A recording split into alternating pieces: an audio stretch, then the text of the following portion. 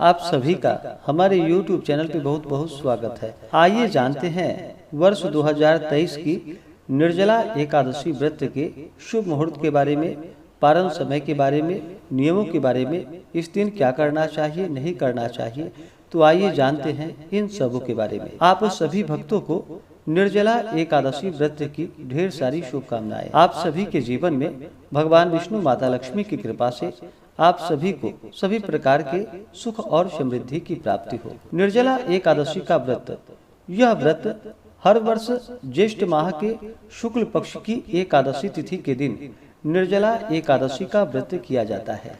इसे निर्जला एकादशी, भीमशैनी एकादशी, पांडव एकादशी आदि नामों से जाना जाता है।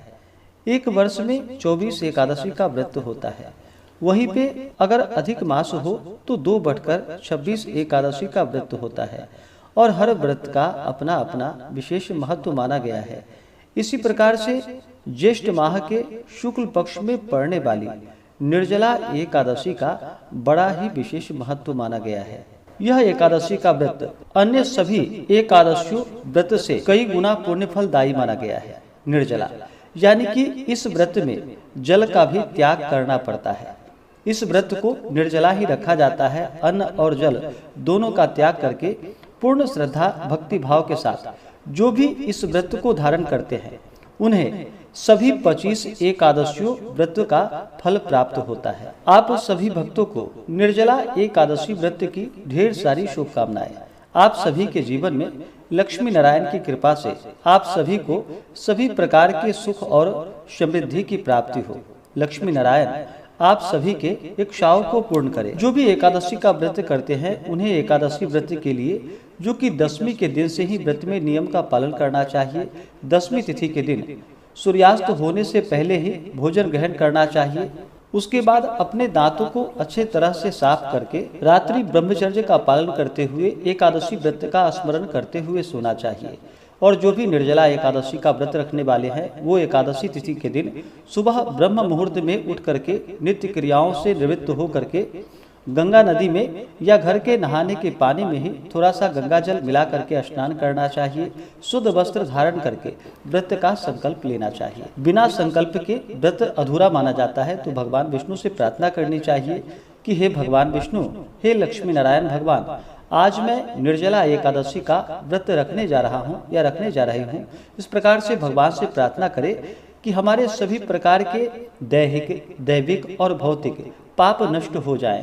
आपके मन में जो भी इच्छा हो, जो भी कामना हो, वह प्रभु से कहें और कहे कि हे प्रभु, यह व्रत मेरा निर्विघ्न पूरा हो और हमें पुण्य फलों की प्राप्ति हो।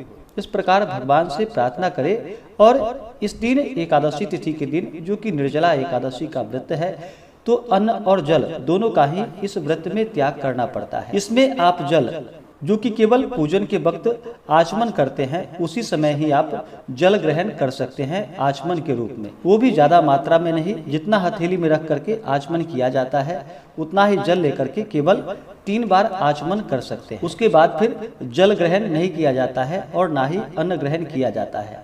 हाँ, जो भी भक्त सक्षम ना हो पाए निर्जला रहने में तो आप फलाहार ग्रहण करके भी व्रत को धारण कर सकते हैं। गाय के दूध का सेवन कर सकते हैं, फलों का सेवन कर सकते हैं। जो निर्जला नहीं रह पाते हैं वो फलाहार करके भी व्रत को धारण करें, इसमें कोई दोष नहीं है। क्योंकि निर्जला रहना सभी से संभव नहीं हो पाता है तो आप अपने सामर्थ्य के अनुसार ही व्रत को धारण करें।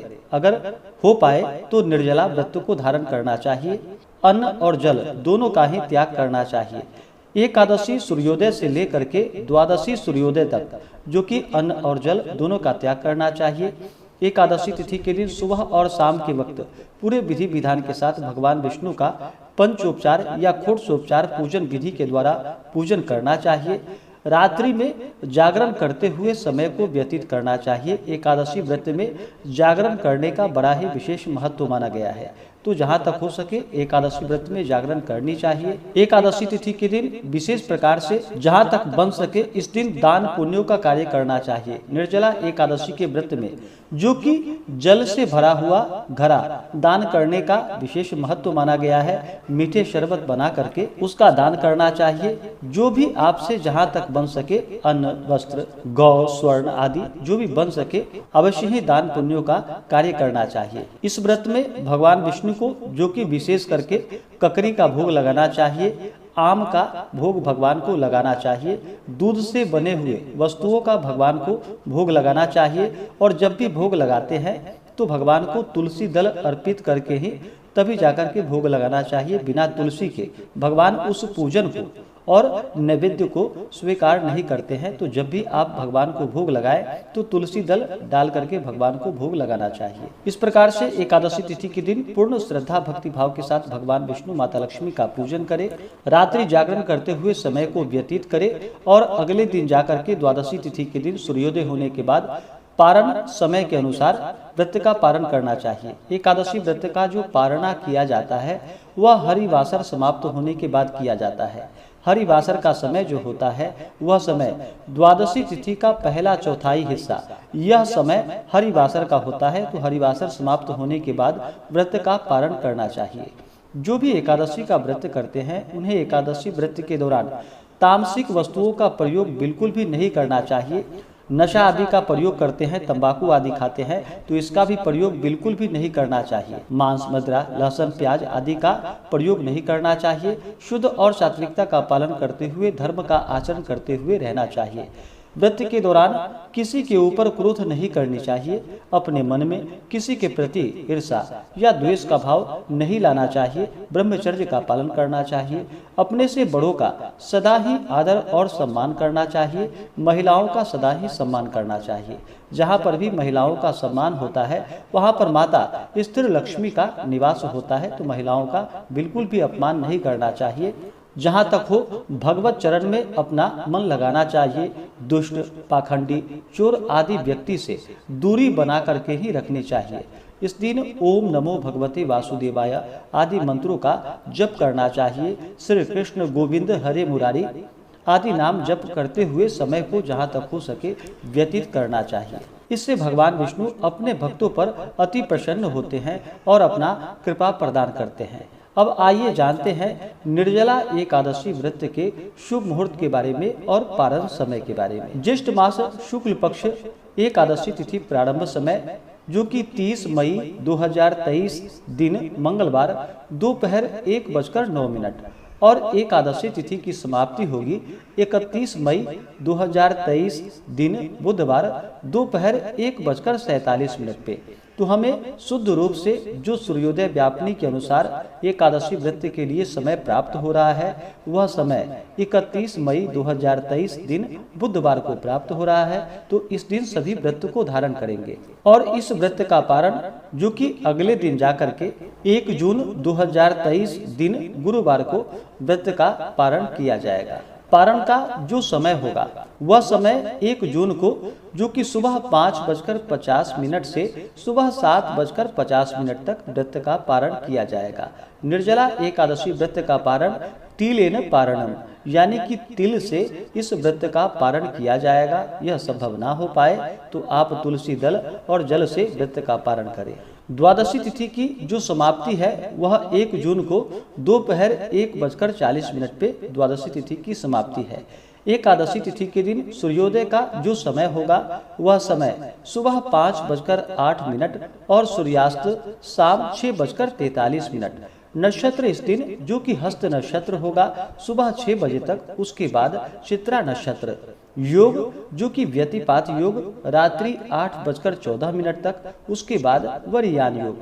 एकादशी तिथि के दिन 31 मई को जो कि राहु काल का समय होगा वह समय सुबह 11:55 से दोपहर 1:38 तक राहु काल का समय होगा।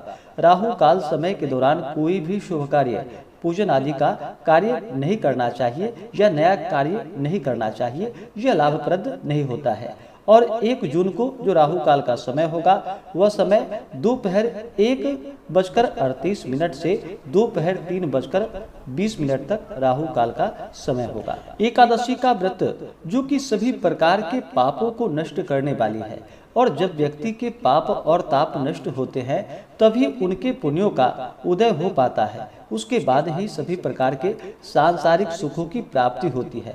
इस व्रत का फल तभी प्राप्त होता है जब आप व्रत में नियमों का पालन करते हैं, श्रद्धा भक्ति भाव के साथ भगवान का पूजन करते हैं।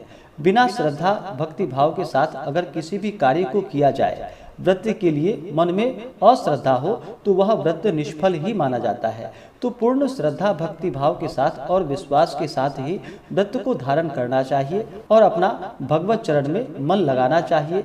इससे भगवान श्री हरि विष्णु अति प्रसन्न होते हैं और अपने भक्तों के सभी प्रकार के पाप और ताप को नष्ट कर देते हैं तथा सुख और समृद्धि का आशीर्वाद प्रदान करते हैं और अंत में फिर मोक्ष को प्रदान करते हैं। हम अगले वीडियो में जानेंगे निर्जला एकादशी व्रत के संपूर्ण पूजन विधि के बारे में। तो आशा करता हूँ कि यह जानकारी आपको अच्छा लगा हो। ऐसे ही ज्ञानवर्धक जानकारियाँ प्राप्त करने के लिए हमारे इस चैनल पे अगर आप नए हैं तो चैनल को लाल बटन दबा करके सब्सक्राइब करें, साथ में बेल आइकन घंटी को दबाएं ताकि मेरे वीडियो का नोटिफिकेशन आपको समय से मिलता रहे।